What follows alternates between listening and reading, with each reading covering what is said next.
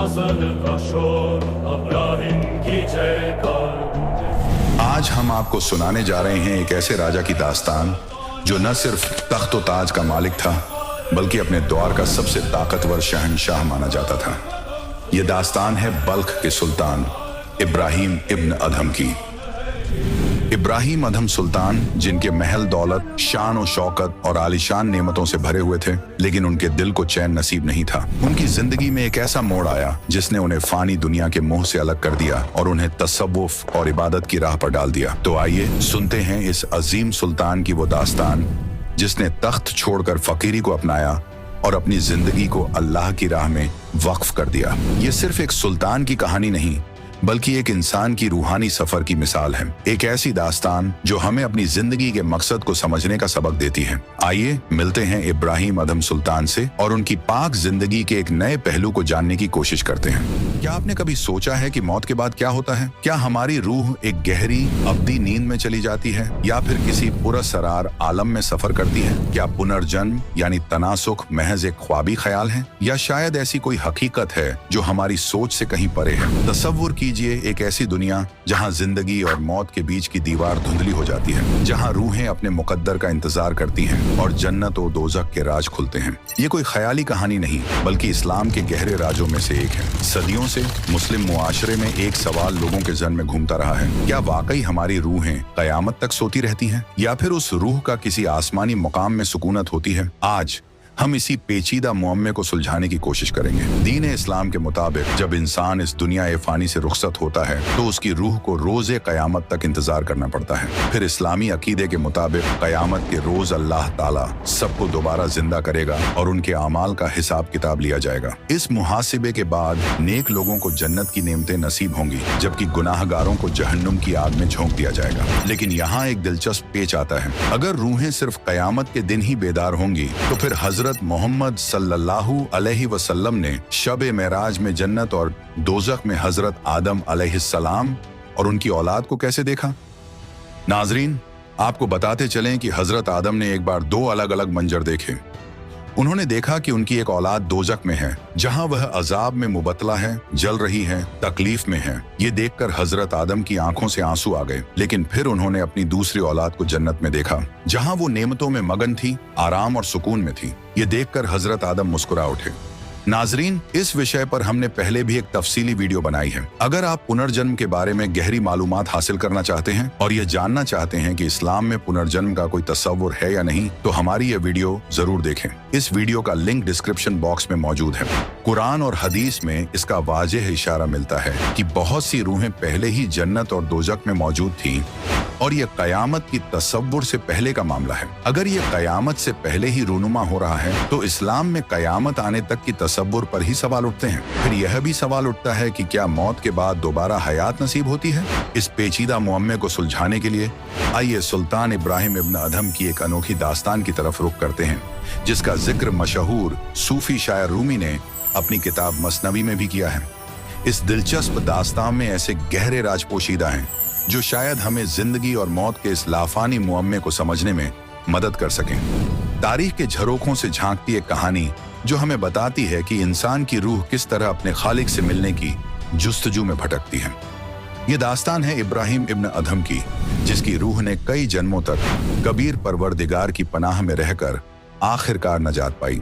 इब्राहिम अधम सुल्तान, जिसने अपने किसी इंसानी जिंदगी में कबीर अल अजीज की पनाह ली थी। खुदा उनके तमाम जिंदगियों में उनके साथ रहे और हकीकी रूहानी इल्म अता करके आखिरकार उसे काल के फंदे से निजात दिलाई। उस रूह ने सम्मन की जिंदगी में जो अकीदत से इबादत की थी, उसके नतीजे में इंसानी जिंदगियां मिलती आ रही थीं, और जो सदका किया था उसके सिला में हुक्मरान बनता रहा। उसका सबसे बड़ा सदका 3 सेर आटा था जो बेटे की कुर्बानी देकर किया था। उसी वजह से वह दौलतमंद बादशाह बनता रहा। कुछ नौशेर खान की जिंदगी में कबीर परवरदिगार जी ने वजह बनाकर सदका करवाया, जिस सबब से भी वह बलक का दौलतमंद बादशाह बना। इब्राहिम इब्न अधम एक मुस्लिम बादशाह जो अपनी दौलत और शान और शौकत में मसरूफ थे। लेकिन एक ऐसा वाकया उनकी जिंदगी में पेश आया जिसने न सिर्फ उनकी पूरी हयात का रुख बदल दिया बल्कि उन्हें अपने माजी की जिंदगियों की हकीकत से भी आगाह कराया। कबीर सागर अध्याय 16 सुल्तान बोध सफा 37 पर सुल्तान इब्राहिम की मुकम्मल कहानी का बयान मिलता है। सुल्तान एक फारसी लफ्ज है जिसका मतलब है बादशाह। इब्राहिम अधम नाम का एक हुक्मरान था, उन्हें सुल्तान कहा जाता था। पिछली जिंदगियों के नेक बंदे बादशाह, मनसबदार और दौलतमंद बनते हैं। संत गरीबदास जी महाराज ने अपनी मुकद्दस कलाम में इरशाद फरमाया है, अनंत कोटि बाजी जहाँ रते सकल ब्रह्मंड, गरीबदास में क्या करूं यूं काल करे देखो। आदरणीय संत गरीबदास जी फरमाते हैं कि अल्लाह कबीर ने उनसे कहा है, ए गरीबदास, मैं इतना कादिर हूं कि मैंने दीगर मखलूकात और तमाम कायनात को तख्लीक किया है, लेकिन मासूम रूहें मुझे न पहचान कर मुझसे बिछड़ जाती हैं और काल के फंदे में फंस जाती हैं। आखिर मैं क्या करूं? आगे कबीर परवरदिगार आदरणीय गरीबदास जी से कहते हैं, जो जन मेरी शरण है ताका हूँ मैं दास, और गेल गेल लाग्या फिरूं जब तक धरती आकाश, गोता मारूं स्वर्ग में जा बैठूं पाताल, गरीबदास में ढूंढता फिरूं अपने हीरे मोती लाल। कबीर अर रहमान का फरमान है कि जो बंदा उनसे बैअत यानी नाम दीक्षा लेता है वह उसे हर हाल में नजात दिलाएंगे, चाहे इस जिंदगी में हो या किसी और में। वह उस रूह को अपनी हिफाजत में लेकर काल के फंदे से आजाद करेंगे और उसे सतलोक की राह दिखाएंगे जो नेमतों का घर है। इसी वादे के तहत इब्राहिम इब्न अधम की रूह पिछले कई जन्मों से कबीर परवरदिगार की हिफाजत में थी, मगर एक बार फिर काल ने अपना दांव चला और उसे नाम से मुनक्ता कर दिया। एक रात बादशाह के मकान के करीब किसी नेक बंदे के मकान में कुछ दरवेश आए। रात भर उन्होंने सत्संग फरमाया। बादशाह ने रात में अपने मकान की छत पर बैठकर पूरा सत्संग गौर से सुना। अल्लाह की इबादत की जबरदस्त तहरीक हुई। सुबह अपने वजीरों से कहा कि किसी नेक दरवेश का पता करो और मुझे मिलवाओ। एक मक्कार बाबा बड़ा मशहूर था। बादशाह को उसके पास ले जाया गया। बादशाह उसके बताए तरीके से इबादत करने लगा। बादशाह की उंगली में एक बेशकीमती अंगूठी थी। मक्कार बाबा दिखावा तो करता था कि वह माल और दौलत को हाथ तक नहीं लगाता। लगता था कि बड़ा तारिक दुनिया फकीर है, मगर था धोखेबाज। सुल्तान भी उससे मुतासिर था। उस बाबा ने अपने खास खादिम से कहा कि जिस झरगर ने बादशाह इब्राहिम की अंगूठी बनाई है, उस झरगर से वैसी ही अंगूठी नकली हीरों और मोतियों वाली नकली सोने की बनवाला। नकली अंगूठी बिल्कुल हूबहू बन गई। एक रोज बादशाह दरवेश के पास गया। दरवेश ने कश्ती सवारी की ख्वाहिश की। सुल्तान इब्राहिम अधम ने फौरन कश्ती सवारी का इंतजाम करवाया। तालाब के बीच में जाकर बाबा ने कहा, जनाब आली, आपकी अंगूठी बेहद खूबसूरत है, जरा दिखाना। बादशाह ने अंगूठी निकालकर दरवेश को दे दी और बाबा देखने लगा। नजर बचाकर अंगूठी बदल दी। बादशाह ने कहा कि आप चाहें तो अंगूठी रख लें या और बनवा दूं। बाबा ने कहा, अरे फकीरों के लिए तो यह खाक है खाक। यह कहकर नकली अंगूठी तालाब में फेंक दी। यह देख बादशाह को पूरा यकीन हो गया कि वाकई में दरवेश तारिक दुनिया फकीर है। मगर कुछ दिन बाद ही उस मक्कार बाबा का भांडा फूट गया। उसके राजदार मुरीद ने बादशाह को सारा किस्सा बताया। इब्राहिम सुल्तान बाबा के पास गए। तब बादशाह ने वह अंगूठी उसी बाबा की झोंपड़ी की जमीन में दफन पाई तो बहुत रंजीदा हुआ और दरवेशों से एतबार उठ गया। उस मक्कार को कैद खाने में डाल दिया। फिर तो बादशाह ने अपने मुल्क के तमाम पीर फकीरों को तलब किया और उनसे सवाल किया कि अगर आपने खुदाए बरतर को पाया है तो मुझे भी उसका दीदार कराओ। इस सवाल का जवाब किसी के पास न था। एक फकीर ने फरमाया कि आप एक दूध का जाम मंगवाए। खादिम ने दूध का जाम लाकर पेश कर दिया। फकीर ने दूध में उंगली डुबोई और बादशाह से कहा, जनाब आली, आपके दूध में घी नहीं है। बादशाह ने कहा, दूध से घी हासिल करने का तरीका है। पहले दूध को गर्म करके ठंडा किया जाता है, फिर जमाया जाता है, तब दही बनता है, फिर मथा जाता है, फिर इसमें से घी निकलता है। फकीर ने कहा, ऐ सुल्तान आजम, जिस तरह दूध से घी पाने का तरीका है वैसे ही इंसानी जिस्म से परवरदिगार को पाने का तरीका है। उस तरीके से अल्लाह ताला की दीदार होता है। मुर्शिद ढूंढो और इबादत करो। बादशाह के दिल में पीर फकीरों के लिए नफरत थी। वह सबको उसी नजरिए से देख रहा था। उस फकीर को भी कैद खाने में डाल दिया। सबसे चक्की चलवाई जा रही थी। सब दरवेश तो खुदाए पाक के लिए ही घर बार छोड़कर निकले होते हैं। राह ए इबादत सही न मिलने के सबब शोहरत की चाह लाजमी है, मगर अगर वे अल्लाह की नेक रूहें होती हैं। खुदा के लिए कोशिश करने से परवरदिगार की उन पर रहमत रहती है। उनको हकीकी इल्म देने के लिए भेस बदल कर अल्लाह ताला उनको समझाते हैं, लेकिन काल के फंदे में उलझकर वे अंधे हो जाते हैं और हकीकत को नजरअंदाज कर देते हैं। मगर खुदाए करीम तो सबका बाप है, वह बच्चा जानकर मुआफ कर देता है और उनकी भी मदद फरमाता है। कैद खाने में गमगीन पीर फकीरों की फरियाद सुनकर उनको रिहा कराने के लिए और अपने नेक आबिद अब्राहम सुल्तान को काल के फंदे से निजात दिलाने के लिए कबीर परवरदिगार एक भैंसे पर सवार होकर सुल्तान अधम के दरबार ए आला में तशरीफ लाए। दरवेश के लिबास में परवरदिगार को देखकर इब्राहिम सुल्तान ने पूछा, आप किस मकसद से आए हैं? परवरदिगार ने फरमाया कि आपके सवाल का जवाब देने आया हूँ। इब्राहिम ने सवाल किया कि मुझे बताइए खुदा कैसा है? अगर आप खुदा से मिले हैं तो मुझे भी मिलवाइए। कबीर जी ने भैंसे से कहा कि बता दे भैंसा, अल्लाह कैसा है? कहाँ है? खुदा की कसम सच कहना। भैंसा इंसान की तरह बोला। कहा कि इब्राहिम मेरे ऊपर जो बैठा यही अल्लाहू अकबर है। सुल्तान को भैंसे को बोलते देखकर हैरत हुई और मुतासिर भी हुआ। सोचने लगा कि यह कोई करिश्मा हो सकता है। कबीर परवरदिगार भैंसे समेत वहाँ से गायब हो गए। इब्राहिम को चक्कर आ गया। कबीर परवरदिगार कैद खाने के सामने खड़े हो गए। सिपाहियों को हुक्म था कि कोई भी दरवेश मिले उसे कैद में डाल दो, इसलिए उन्होंने कबीर परवरदिगार को कैद कर दिया। सिपाहियों ने कहा कि चक्की चलाओ। बाकी सब फकीर भी चक्की चलाकर आटा पीस रहे थे और गिड़गिड़ा रहे थे। कबीर परवरदिगार ने सिपाहियों से कहा कि हम कैदी एक काम करेंगे, एक काम सिपाही करेंगे। हम चक्की चलाएंगे तो तुम सिपाही चक्की में गंदुम, गेहूं, चना,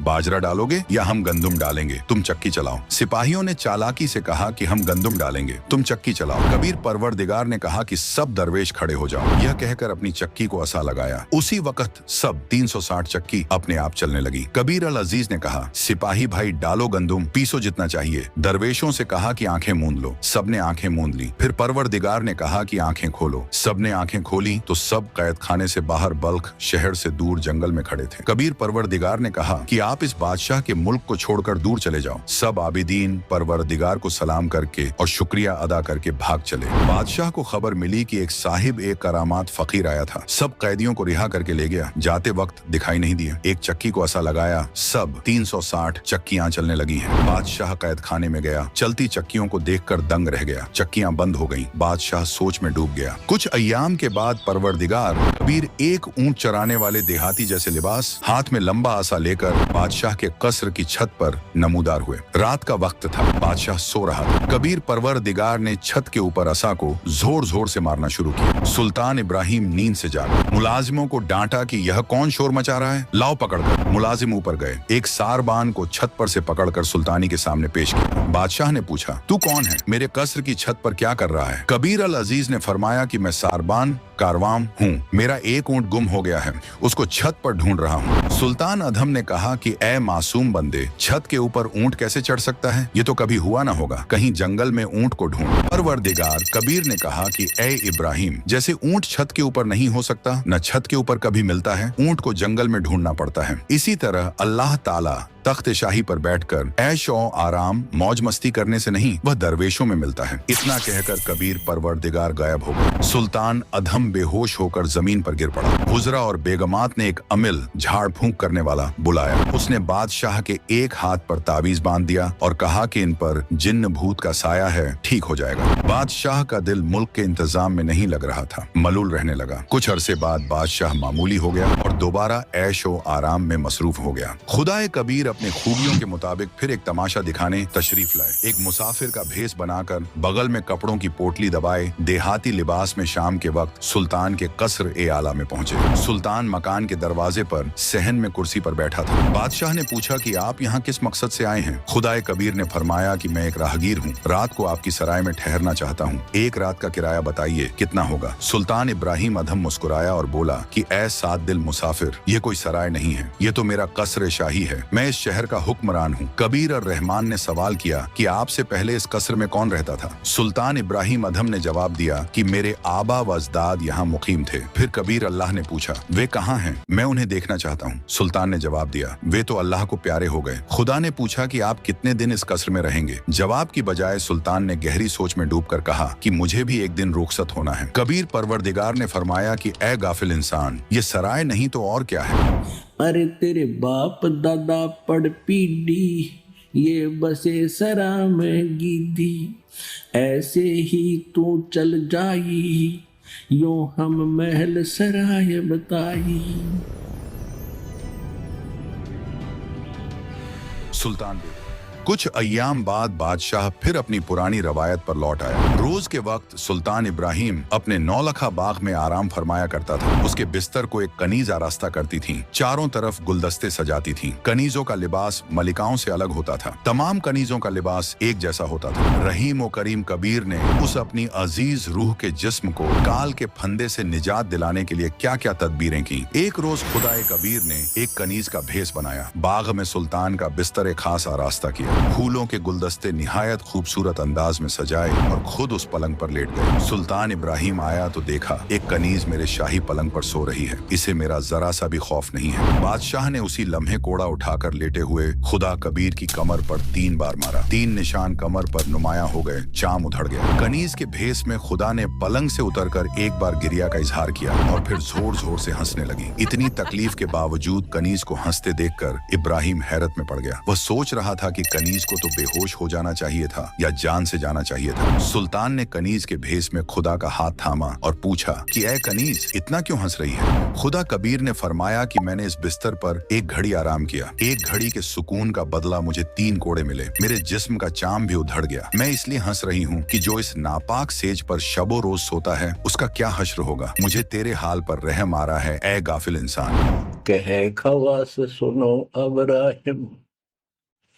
कैसा खिलवत खाना, एक घड़ी से जा पर पोडे, तन का चाम उड़ाना। जो सोवत जो सो रहता उनका के हाल गुजारता। इतना कहते अंतर्जाल हो गया। ये मंजर देखकर सुल्तान अधम बेहोश हो गया। जब होश आया तो हैरत में पड़ गया कि ये क्या हो रहा है, मेरी समझ से परे है। कुछ अरसे बाद वुज़रा और बेगमात ने मशवरा दिया कि बादशाह को शिकार पर ले जाओ, कई दिनों तक जंगल में रहो, इनके दिल की परेशानी कम हो जाएगी। ऐसा ही किया गया। पहले ही दिन जोहर तक कोई शिकार नजर न आया। सुल्तान को यह सब नागवार गुजरा।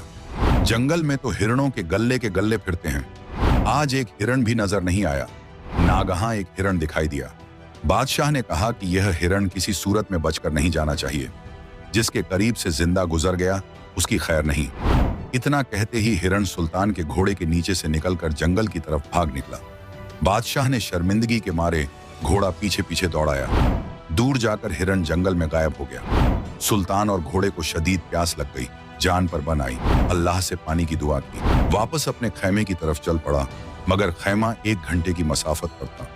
वहां तक जिंदा पहुंचना मुश्किल था। कुछ दूर चलकर इधर उधर नजर दौड़ाई तो एक जिंदा फकीर बैठा नजर आया। करीब में साफ पानी का एक छोटा तालाब था। उसके चारों तरफ फलदार दरख्त थे, शीरीं फल लगे थे। सुल्तान को जिंदगी की उम्मीद की दिखाई दी। पानी पिया, कुछ फल खाए, घोड़े को भी पानी पिलाया और शजर से बांध दिया। जिंदा बाबा की तरफ देखा तो उनके पास 3 खूबसूरत कुत्ते बंधे थे और एक कुत्ता बांधने की जंजीर साथ में रखी थी। सुल्तान ने फकीर को अदब से अस्सलाम वालेकुम कहा, गोया कि वो एक गुलिस्तान में दाखिल हो रहा हो। फकीर ने भी जवाब में एक रूहानी लहजा में वालेकुम सलाम कहा। बादशाह ने कहा, ए फकीर, तुम इन 3 कुत्तों का क्या करेंगे? इनमें से 2 मुझे इनायत फरमा दीजिए। फकीर ने जवाब दिया, ये कुत्ते मैं किसी को नहीं दे सकता। ये तीनों शाही कुत्ते हैं, इन्हें मैंने सबको सिखाना है।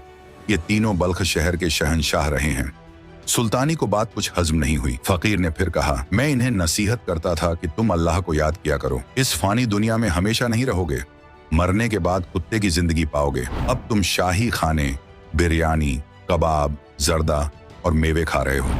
ये तुम्हारे पिछली जिंदगी के नेक आमाल और इबादत का नतीजा है। अगर इस इंसानी जिंदगी में इबादत नहीं करोगे तो कुत्ते जैसे जानवरों की जिंदगी में तकलीफ उठाओगे। खाने को ये लजीज खाना नहीं मिलेगा। झूठे टुकड़े खाया करोगे, गंदगी खाओगे, नाली का मैला पानी पियोगे। फकीर ने अपनी बात जारी रखी। जब ये बादशाह थे तब इन्होंने मेरी बातों पर जरा भी तवज्जो नहीं दी। ये सोचते थे कि यह फकीर बेवकूफ है, सल्तनत को कौन संभालेगा, बेगमों का क्या होगा। अब ये तीनों कुत्ते बन गए हैं। देखो, मैंने काजू बादाम किशमिश से बना हुआ हलवा खीर इनके सामने रखा है। इन्हें खाने नहीं देता हूँ। जब ये खाने की कोशिश करते हैं तो मैं इन्हें सजा देता हूँ। यह कहकर कबीर परवरदिगार ने जो एक लोहे की बेल रखी थी उसे उठाकर कुत्तों को मारना शुरू किया। कुत्ते चीख पुकार मचाने लगे। परवरदिगार बोले, खाओ ना हलवा, खिलाऊं तुम्हें, बासी सूखे टुकड़े डालूंगा। ए घुड़सवार भाई, फकीर ने कहा, ये जो खाली बेल रखी है ये बताऊं किस लिए है? जो बल्ख शहर का बादशाह सुल्तान इब्राहिम इब्न अधम है, वह भी दुनिया और सल्तनत की चकाचौंध में अंधा होकर अल्लाह को भूल गया है। अब उसे याद नहीं कि मरकर कुत्ता भी बन सकता है। उसे बहुत बार नसीहत दी कि इबादत कर ले, इस कसर ए सराय में हमेशा नहीं रहेगा, लेकिन उसे खुदा का कोई खौफ नहीं है। वह तो खुद को खुदा समझकर मासूम फकीरों को सजा दे रहा है। मैं तो यहाँ दूर बैठा हूँ, इसलिए बचा हूँ। वह बादशाह मरेगा, इबादत के बिना कुत्ता बनेगा, उसे लाकर इस जंजीर से बांधूंगा। जिंदा फकीर के मुंह से ये अल्फाज सुनकर और कुत्तों की शक्ल में अपने आबा वजदाद की बदहाली देखकर इब्राहिम कांपने लगा और बोला, ए फकीर, बल्ख शहर का बादशाह मैं ही हूं, मुझे माफ कर दीजिए। यह कहकर फकीर के कदमों में गिर गया। कुछ देर बाद जब वह उठा तो देखा वहां न तो जिंदा फकीर था, न तालाब, न बाग था। गिर गया। कुछ देर बाद जब वह उठा तो देखा वहां न तो जिंदा फकीर था, न तालाब, न बाग था, न कुत्ते थे। सुल्तान इसे ख्वाब भी नहीं मान सकता था, क्योंकि घोड़े के पांव अभी भी गीले थे। कुछ फल तोड़कर रखे थे, वे भी मौजूद थे। सुल्तान को समझते देर नहीं लगी। घोड़े पर सवार हुआ और पड़ाव पर आया। मुंह से कुछ न बोल पाया। हाथ से इशारा किया कि सामान बांधो और लौट चलो शहर को। कुछ ही लम्हों में काफिला बल्ख शहर की ओर रवाना हो गया। जब सुल्तान इब्राहिम अपने महल पहुंचा तो एक कमरे में जाकर अकेला बैठ गया और फूट फूट कर रोने लगा। रानियों ने, वजीरों ने बहुत समझाने की कोशिश की। कहने लगे, ए हुजूर, ये दुनिया फानी है, इसमें ऐसा होता रहता है, हिम्मत रखिए। खास रानियां कहने लगी, ऐसा तो औरतों के साथ होता है, आप तो मर्द हैं, आपको सब्र करना चाहिए। आप तो अपनी रियाया के सरपरस्त हैं, आपको मजबूती से अपने फराइज अंजाम देने चाहिए। इतने में एक कुत्ता वहां आ गया। उसके सिर पर गहरा जख्म था जिसमें कीड़े पड़ चुके थे। वो तड़प रहा था। कुत्ता इंसानी जुबान में बोल उठा, ए सुल्तान इब्राहिम, मैं भी कभी एक बादशाह था, लेकिन मैंने अपनी सल्तनत के गरूर में बेगुनाह जानों का कत्ल किया, शिकार में बेकसूर जानवर मारे, जंग में नाहक खून बहाया। आज वही तमाम गुनाह मेरे साथ हिसाब बराबर कर रहे हैं। ये कीड़े जो मेरे जख्मों को नोच रहे हैं, यही मेरे की का अजाब है। अब मैं कुछ करने के काबिल नहीं। ए इब्राहिम, यही हाल तेरा भी होने वाला है। देख ले अपना अंजाम। तू दुनिया की झूठी दौलत और सल्तनत के मोह में पड़ा हुआ है और अपनी आखिरत को बर्बाद कर रहा है। तेरे पीछे पीछे अल्लाह ताला तुझे राहे हक दिखाने के लिए बुला रहा है, लेकिन तू अब तक गफलत में है। यह लीला भी खुद खुदा ए कबीर जी ने की थी। यह अंतिम झटका था सुल्तान इब्राहिम को दलदल से निकालने का। उसी रात्रि में सुल्तान इब्राहिम ने अपने मुख पर काली स्याही लेपकर एक अल्फी के स्थान पर एक शॉल लपेटा। फिर कमरे में कमद बांधकर पीछे के रास्ते से उतरकर चल पड़ा। वो पूरी रात अल्लाह की याद में चलता रहा। तकरीबन 20 किलोमीटर का सफर तय किया तो उसे शदीद भूख लगी। उसने आगे एक मालन को देखा जो बेर बेच रही थी। वह मालन खुद खुदा ए कबीर जी ही थे, जो एक मालन का भेस बनाकर रास्ते में बाग के बाहर बेर बेच रहे थे। सुल्तान मालन के पास गया और उनसे बैरों का भाव पूछा तो मालन ने बताया कि एक आने के सेर 1 रुपये में 16 आने होते थे। एक सेर यानी 1 किलोग्राम। सुल्तान के पास आना नहीं था। उसने जो झूठी पहन रखी थी, उन दोनों की कीमत उस समय 2.5 लाख रुपये थी। ऊपर हीरे पन्ने जड़े थे। सुल्तान ने कहा कि मेरे पास 1 आना या रुपया नहीं है, ये झूठी हैं, इनकी कीमत 2.5 लाख रुपये है। ये दोनों ले लो, मुझे भूख लगी है, 1 सेर बेर तोल दो। मालन 1 सेर बेर तोलकर इब्राहिम के शॉल के पल्ले में डालने लगी तो एक बेर नीचे गिर गया। उस बेर को उठाने के लिए मालन ने भी हाथ बढ़ाया और इब्राहिम ने भी मालन के हाथ से बेर छीनना चाहा। दोनों अपना बेर होने का दावा करने लगे। उसी वक्त खुदाए कबीर ने मालन का रूप बदलकर अपने वास्तविक रूप में आ गए और सुल्तान को जोर से एक थप्पड़ मारा और कहने लगे, ये गमवार, तू इतना मूर्ख, 2.5 लाख की जूती छोड़ रहा है और 1 पैसे के बेर के ऊपर झगड़ा कर रहा है। ये कैसा त्याग है तेरा? जा वापस कर ले अपना राज। खुदाए कबीर ने कहा कि हे प्यारी आत्मा, घर के त्याग देने से कुछ नहीं होता, हृदय से त्याग मिट्टी समझ इसको। तब उसको अपनी गलती का एहसास हुआ और फिर परवरदिगार कबीर जी ने कहा, इब्राहिम, मैं वही अल खिज्र हूं जिसके पास कुरान ज्ञानदाता ने हजरत मूसा को सच्चा इल्म लेने के लिए भेजा था, लेकिन हजरत मूसा मेरी शर्तों पर खरा नहीं उतर सका, इसलिए मैंने हजरत मूसा को वह सच्चा इल्म नहीं बख्शा। इब्राहिम, अब तू घर त्याग कर आ गया है, इसलिए मैं अब तुझे वह गुप्त इल्म बता रहा हूं।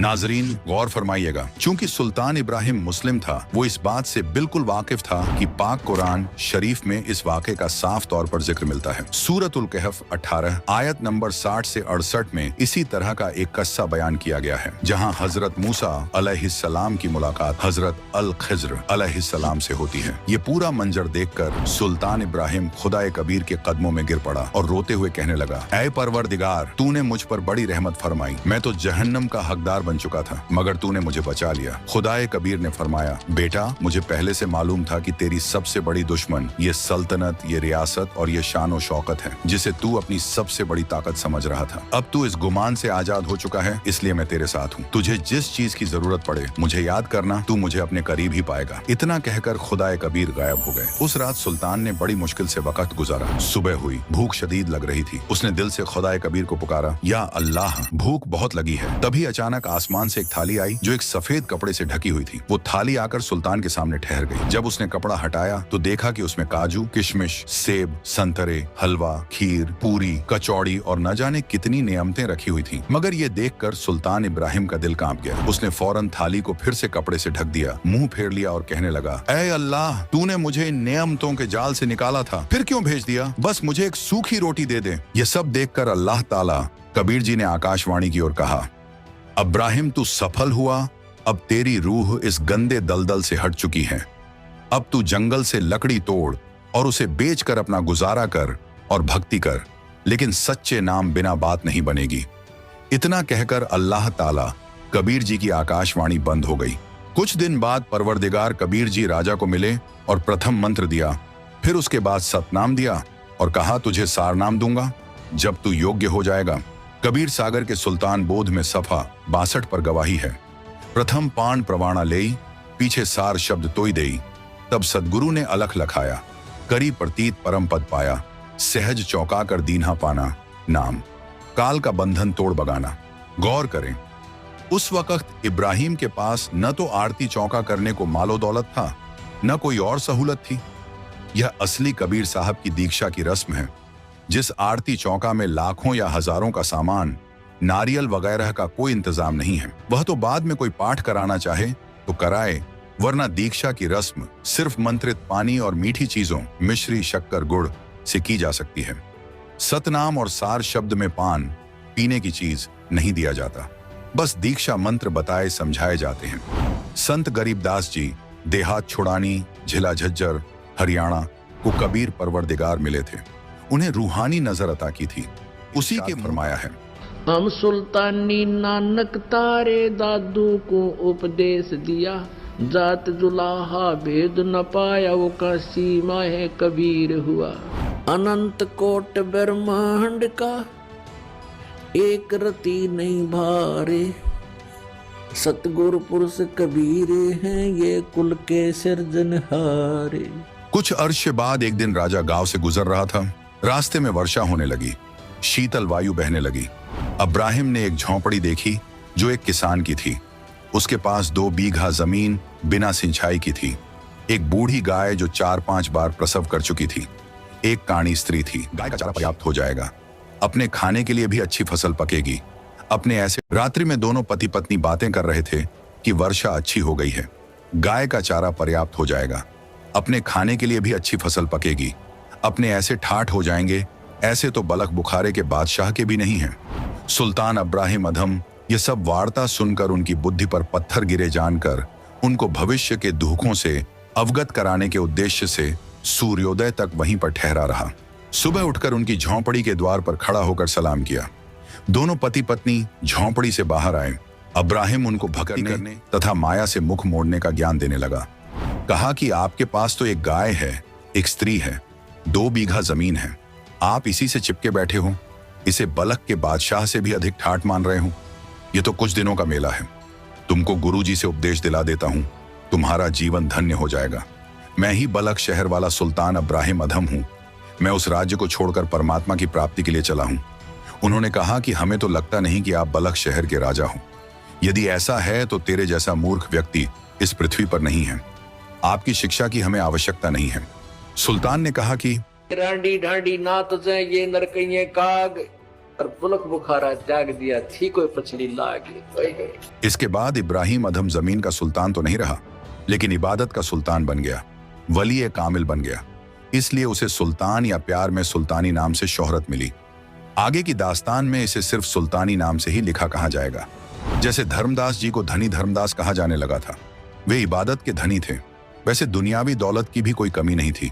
सुल्तान इब्राहिम के पिछले जन्मों की दास्तान, नेकी और सेऊ तो उसी जिंदगी में नजात पा गए, लेकिन सम्मन के दिल पर जख्म लग गया कि अगर मेरे पास दौलत होती तो मुझे बेटे की कुर्बानी न देनी पड़ती। अल्लाह ताला ने उसी जन्म में सम्मन, नेकी, सेऊ को मालो दौलत से नवाजा था। वे गरीब नहीं रहे थे। सम्मन दिल्ली का बड़ा अमीर शख्स हो गया था, लेकिन फिर नजात की ख्वाहिश नहीं रही। मुर्शिद कामिल के लिए बेटे की कुर्बानी देने की वजह से अगली जिंदगी में नौशेर खां शहर के बादशाह के घर पैदा हुआ, शहनशाह बना। 80 खजाने हीरे मोतियों से भरे थे, लेकिन सदका नहीं करता था, न अल्लाह को याद करता था। खुदाए ताला कबीर साहिब जिंदा बाबा अल खिज्र का भेस बनाकर नौशेर खान बादशाह के पास गए और सदका करने की नसीहत दी। बादशाह ने कहा, मैं गरीब बादशाह हूँ। जिंदा ने कहा कि आपके 80 खजानों पर परचम लहरा रहे हैं। बादशाह ने कहा, ये तो कोयले हैं। जिंदा ने कहा, जैसी तेरी नियत है कोयले हो जाएंगे। बादशाह ने खजाने खोलकर देखे तो वाकई कोयले हो गए थे। बादशाह ने परवरदिगार के कदम पकड़कर मुआफी मांगी। परवरदिगार ने कहा कि अगर ज्यादा माल सदका करे तो ये फिर से हीरे मोती बन जाएंगे। बादशाह ने कहा, जैसा आप फरमाएं वैसा ही करूंगा। खजाने फिर से हीरे मोती से भर गए। इसके बाद बादशाह ने बहुत माल सदका किया। इसके नतीजे में और पिछले जन्म की इबादत की कमाई और मुर्शिद की खिदमत के सबब अगली जिंदगी में इराक मुल्क में बल्ख शहर का बादशाह बना। नतीजा ए सुखन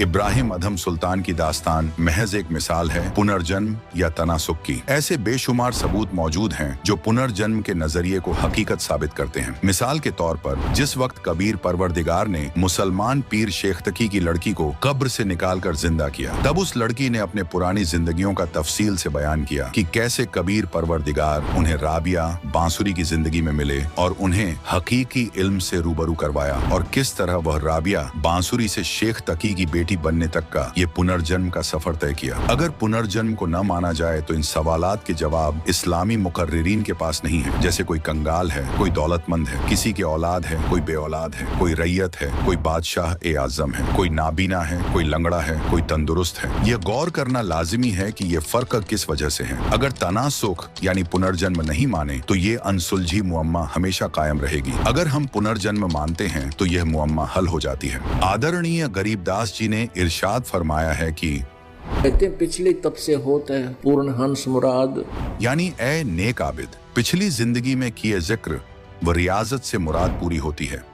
पहले वाले जन्मों में जिसने जैसा जिक्र और रियाजत किया है या गुनाह सवाब किया है, उसी के बुनियाद पर कोई बादशाह बना है, कोई बड़ा मनसबदार बना है, कोई बड़ा सेठ दौलतमंद बना है, कोई कंगाल है, कोई लंगड़ा है, कोई मरीज है, कोई तंदुरुस्त है, कोई बेगम है, कोई मलिका है, कोई कामिल उम्र जीता है, कोई कम उम्र में फौत हो जाता है, कोई हैवान है, कोई परिंदा है, कोई गंदी नाली के कीड़े हैं।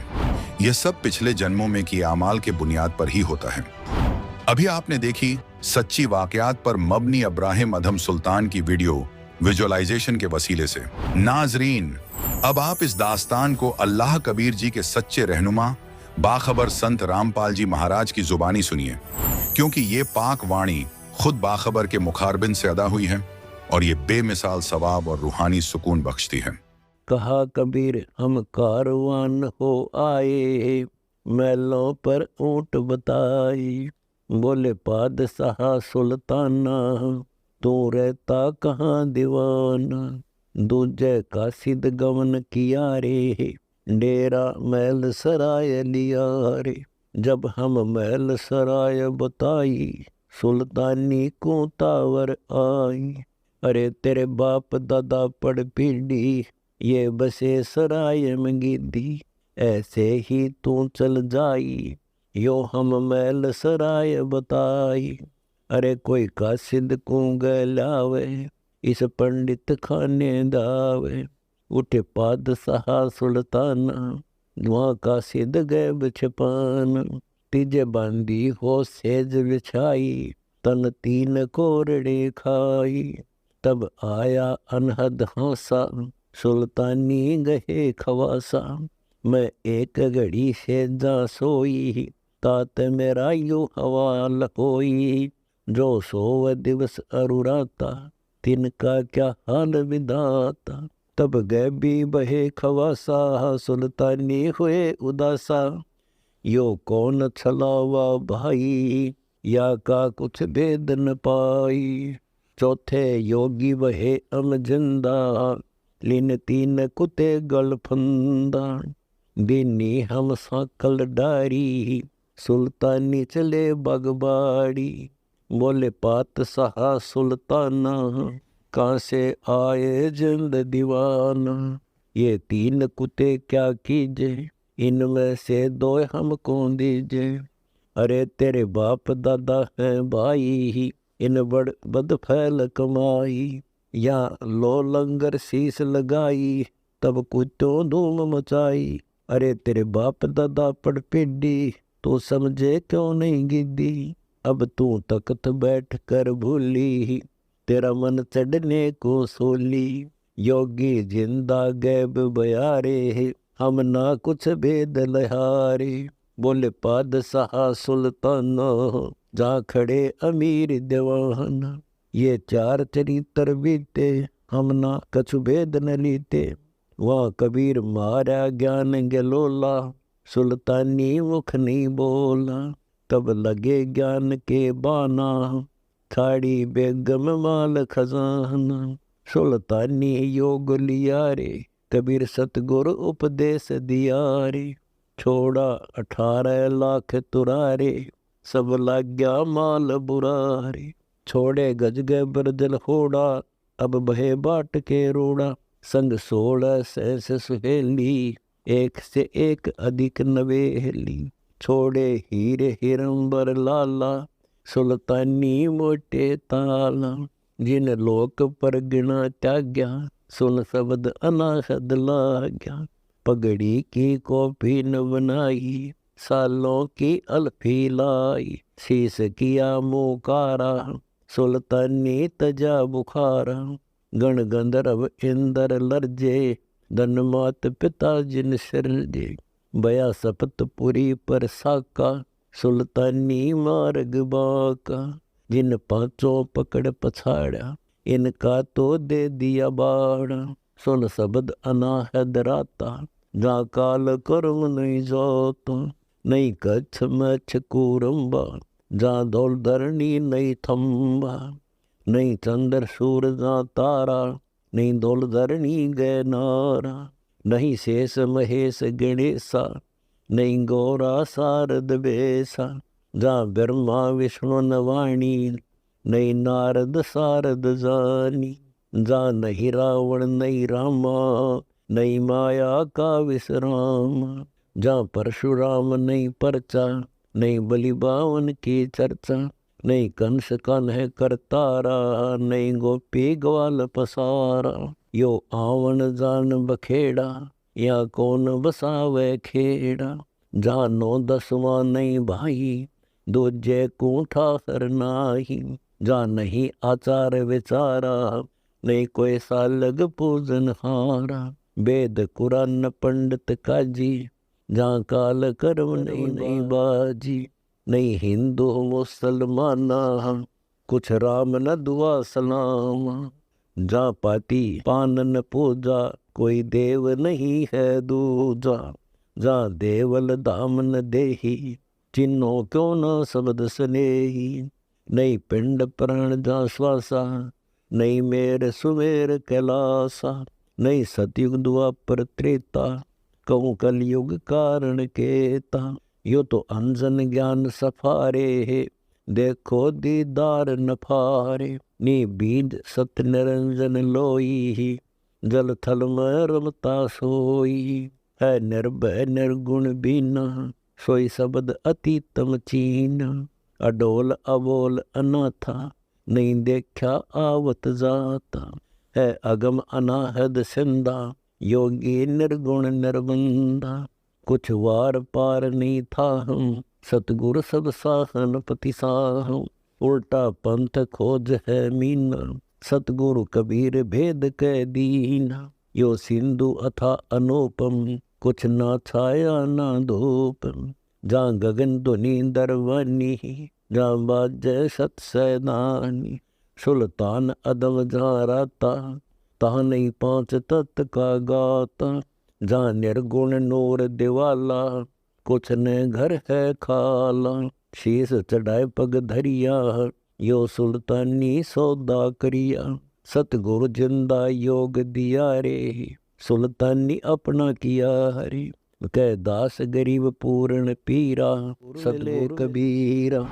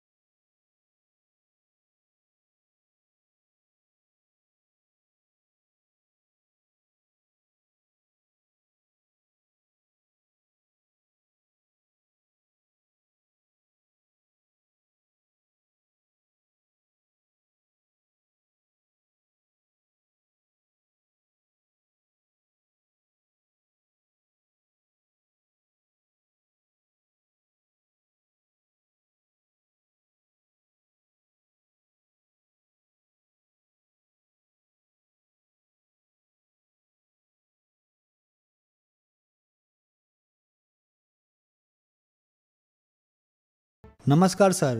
नमस्कार सर जी। सर क्या नाम है आपका? मोहम्मद सिराज खान। मोहम्मद सिराज खान जी, आप कहाँ से हैं? जिला गया बिहार से हूँ जी। मोहम्मद सिराज खान जी, आपने संत रामपाल जी महाराज से नाम दीक्षा कब ली? 2013 में लिया जी। मोहम्मद सिराज खान जी, संत रामपाल जी महाराज की शरण में आने से पहले आप क्या भक्ति साधना या इबादत किया करते थे? मोहम्मदन समाज से मैं जो क्या करता था, जो अपने पूर्वज का नमाज़ पढ़ना, रोज़े रखना, बकरीद मनाना, मुहर्रम मनाना, ये सब करता था जी। और उसमें अपने एक पीर बनाया था जी। इससे पहले संत रामपाल जी महाराज से पहले मैं 2 पीर बनाया जी। अपने मुसलमान धर्म में पिछली भक्ति साधना सब किया करता था जी। तो फिर क्या कारण बना कि आप संत रामपाल जी महाराज की शरण में आए? जी सर जी, कारण यह बना कि जिस पीर से हम जुड़े हुए थे जी, जिनके शरण में थे, वो कुछ ऐसा हमारे साथ ऐसा कुछ लगा कि ये गलत है। तो फिर एक संत रामपाल जी महाराज के शिष्य थे, तो उनसे कुछ वार्तालाप होते थे जी। तो ऐसा हुआ ना कि एक लगातार 1 महीना ऐसे चलते रहा, सिलसिला चलते रहा। मैं अपना ज्ञान चलाते रहा। वो अपना भगत जी संत रामपाल जी महाराज जो शिष्य अपना ज्ञान चर्चा करते रहते थे, और आसो निकन्ना रामायणी करते थे और संध्या आरती करते थे। तो हम उनका सुनते थे और संत रामपाल जी महाराज जी की जयकारा लगाते थे भगत जी। तो हम भी उसको याद कर लिए। तो मैं भी सोचा कि मैं बोल के देखता हूँ। अपने जयकारा लगाता था, संत रामपाल जी महाराज जी की जय, कबीर परमात्मा की जय, मतलब इस तरह से मैं याद कर लिया था। तो लगाता था जी। तो हमको अंदर से लगता था ना कि बहुत सी ताकत मिल रहा। तो फिर जैसे जैसे और लगता था कि और मैं बोलूं, तो इस तरह से बोलना स्टार्ट कर दिया जी। फिर एक दिन क्या हुआ कि ड्यूटी गए और ऐसी कोई पुस्तक, कबीर पंथ का ही कोई पुस्तक मैं गिरा हुआ था, वो उसे उठा करके मैं ऐसी, पढ़ा लिखा तो नहीं हूँ जी, मैं देख रहा था क्या लिखा हुआ ऐसी। तो आए संत रामपाल जी महाराज के शिष्य, बोले सच्चाई भाई। तो हम भी बोला सच्चाई भाई। तो बोले कि भैया ये पुस्तक क्या पढ़ते हो? पुस्तक हम देते हैं, वो पढ़ना। कौन सा पुस्तक है? बोले कि ज्ञान गंगा है। हम बोले और कुछ? तो एक आपको हरियाणी नू इस तरह से पुस्तक बताया था हमने कि आप हमको दे दो। हालांकि पढ़ा लिखा तो मैं नहीं हूँ, लेकिन फिर भी दे दो, मैं देखूँगा। उसके बाद घर लेके आया, शाम में घर लेके आया। बोले देने समय संत रामपाल जी महाराज जी के शिष्य बताए कि भैया ये पुस्तक मत समझना, ये आपके अल्लाह जा रहे हैं साथ में। तो हमें पूरा विश्वास हो गया भगत जी उस समय, जो कह रहे हैं एकदम सही बता रहे हैं, मतलब ऐसा हमको फील हो रहा था। तो घर लेके आए। तो पढ़ा लिखा तो नहीं था जी, लेकिन थोड़ा सा ऐसी देख रहा था। तो घर वाले हमारे पत्नी जी थे और बच्चे लोग मजाक उड़ा रहे थे कि पापा तो पढ़ते नहीं हैं, आज पुस्तक पढ़ रहे हैं। तो हम बोला ठीक है कोई बात नहीं, हम ऐसा हमको लग रहा हम देख रहे हैं। तो जैसे सुना करते थे पहले कि कोई कबीर पंथ ऐसा जो था जो पुस्तक लेके बोलता था कि ये भी सही है, ये भी सही है। मैं उसी तरीक़ा से करने लगा जी, ये भी सही है, ये भी सही है, और इसी करते करते हमें पढ़ना आ गया जी। फिर धीरे धीरे पढ़ने लगा। तो सबसे पहले पढ़ा सृष्टि रचना जी। तो सृष्टि रचना पढ़ने के बाद तो हमको लगता कि अरे तो ऐसा इतना अच्छा ज्ञान कहाँ था, मतलब अंदर से आत्मा हमको रोने लगा उस समय पढ़ते समय में। तो हम बोले पत्नी को बोले कि अब तो हम जाएंगे उनके शरण में, अब थोड़ा देख लेते हैं और कुछ। तो 1 महीना बीता जी। नहीं जी, उससे पहले हमारे बच्चा का तबीयत ख़राब हो गया था, बम्बई में रहता था, सिलाई का काम करता था तो बम्बई में रहता था। उससे पहले 1-2 दिन के बाद जो पुस्तक लाए, 1-2 दिन के बाद ही उनका तबीयत ख़राब हो गया हमारे बच्चा को। तो भगत जी संत रामपाल जी महाराज जी से पुस्तक देने के समय बताया था कि भैया कोई ऐसा समस्या, बड़ा समस्या आएगा ना तो इनसे प्रार्थना करना दंडवत करके और आपका सही काम हो जाएगा भाई। तो याद आ गया। तो उसी समय मैं दंडवत किया, संत रामपाल जी महाराज जी की फ़ोटो ऐसे खोल दिया किताब को और दंडवत किया। बोले मालिक आप तो जानी जान हो, हम तो अंधे हैं, हम पता नहीं आप कौन हो, लेकिन मुझे अल्लाह का खोज है। मैं पहले ही से खोज कर रहा हूँ, लेकिन पता नहीं हम सही जगह पर हैं या गलत जगह पर हैं, आप ही जानो। लेकिन आज हमने आपसे प्रार्थना कर रहे हैं, हमारे बच्चा को ठीक कर दो और ठीक कर दीजिएगा तो हम आपके शरण में आ जाएंगे। इतना कह के दंडवत करके और उठ गए। भगत जी 10 मिनट के बाद रिजल्ट ऐसा आया कि मैं हैरत रह गया कि वहाँ से बोले भैया आपका बेटा तो एकदम ठीक हो गया। बोले ऐसे कैसे?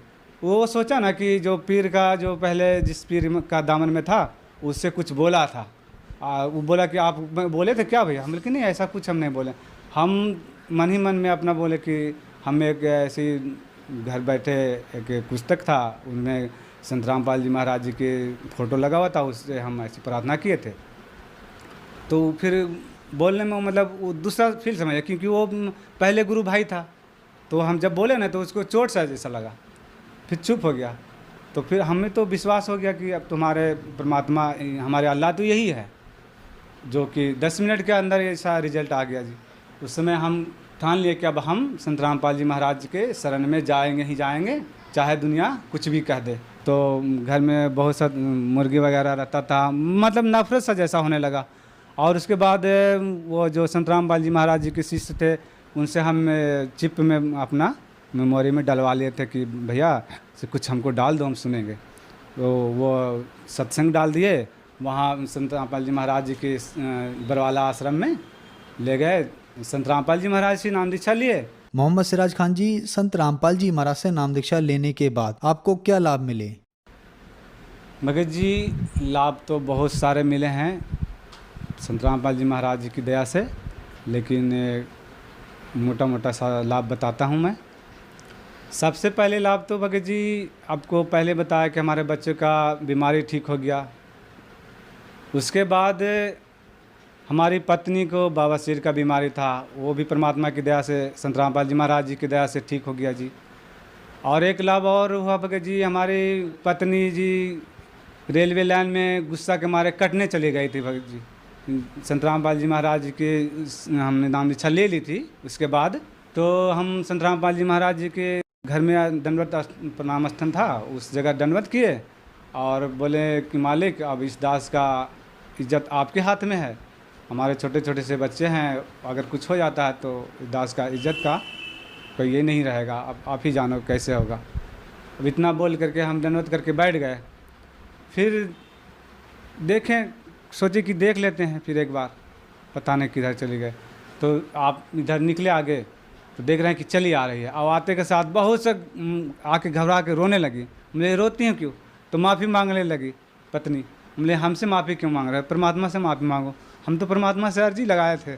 हमारी पत्नी का जीवन दान दिए परमात्मा संत रामपाल जी महाराज। उसके बाद जी हमारे महल्ले एक बेटा है, वो प्रणाम स्थल के नीचे ही वो सोता था जी रात में, और एक चौकी था बगल में जी आगे, उस पर हमारे बड़े बच्चे सोते थे और बच्चे सोते थे।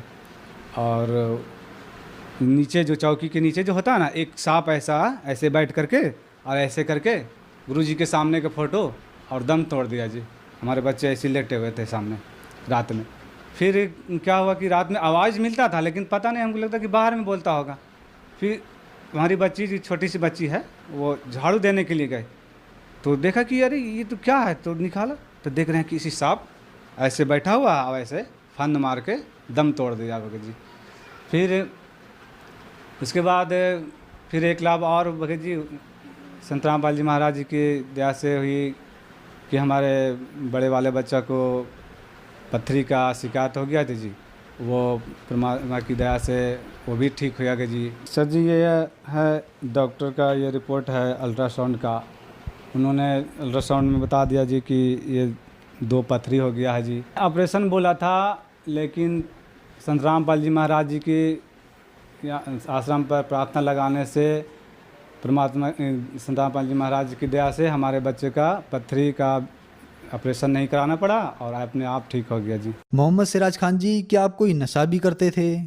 जी मैं नशा बहुत करता था जी, काम करके आते थे जी, ताड़े पीना, कभी दारू भी पी लेना, अपने साथी संगत के साथ गांजा, भांग, बीड़ी, सिगरेट सब नशा करते थे जी। संत रामपाल जी महाराज जी की दया से जब नाम दीक्षा लिए जी तो सारे नशा छूट गए जी, सारे हमारे कष्ट दूर हो गए जी।